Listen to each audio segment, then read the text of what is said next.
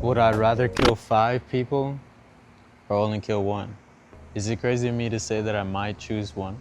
If you have ever just existed or even dabbled in ethics in any capacity, then you've heard of the trolley problem. Let's say there's a train speeding forward and it's about to hit 5 people, but I have the choice whether or not to pull a lever and then kill only one person instead. What would you do? A lot of people say, well, maybe I might flip the switch, and then so I would only be killing one person instead of 5. But once you bring in a lot more possibilities, then your answer might change. What if the one person that you're killing is your mother or a loved one, someone that's close to you? Then do these 5 people matter to you less or more than your mother's life? But let's just scratch all that for right now. Let's say that it's 5 random people and 1 random person on each of these respective tracks. Which is right? Do I pull the switch, then saving the 5 people, but I kill one person? Or do I let the 5 people die and the one person survives? But I didn't pull the switch. And a lot of people say that they wouldn't flip the switch, even though they would be saving more lives, but it's because then they wouldn't be responsible for those people's death. Then those people that were just there were meant to die anyways. But then, a lot of different ethics and psychology comes into play whenever you say, well, you know that you had the option whether or not you could pull the lever, then are you inherently responsible for those people's death? And it's hard to say, right?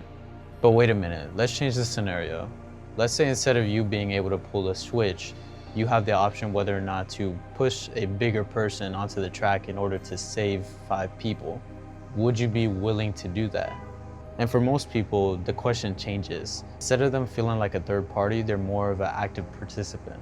Thus, people would stray away from the problem even though it's the exact same setup.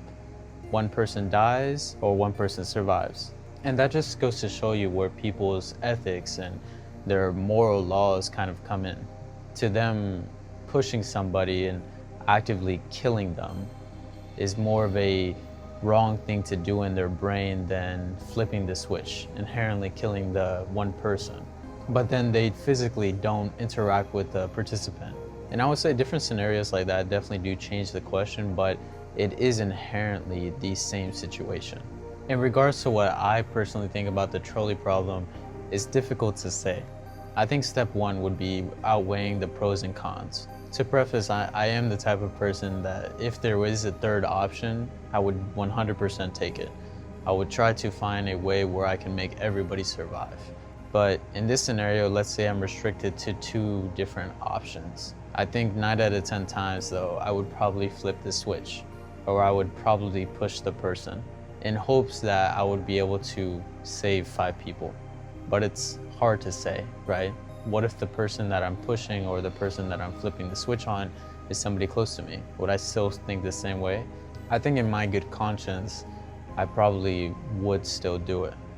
But I would be doing it for the right reasons. The person that I would be inflicting this pain on, this despair, would be understanding of that. Obviously, no one wants to die, but I think in this scenario, I would rather save 5 than 1. And it's these little ethic problems, these things that kind of pick at your brain that make you think. Think about, well, what if I was actually in this scenario? What would I do? Whose life do I value more? And if I do have somebody that I do truly value so much that I can expend 5 lives, would I do it in that moment? Or would I be the type of person that would hesitate and thus I would kill the 5 people even though I wanted to flip the switch? A lot of people have never been in those difficult situations where they have to make big choices like that. And that's kind of the beauty of life. Every single experience is unique, right? And those first one-off experiences are always genuine. Test you for your character and who you are at your core. Are you the type of person to take action or somebody that sits back? And I think that's what these ethic and these philosophy, psychology questions try to ask you is, who are you? Who is the person that's sitting behind this question? And what is your answer? And depending on your answer tells me what type of person you are. Maybe not in all cases, everybody's different, but it's just a thought. Anyways, I'll catch you.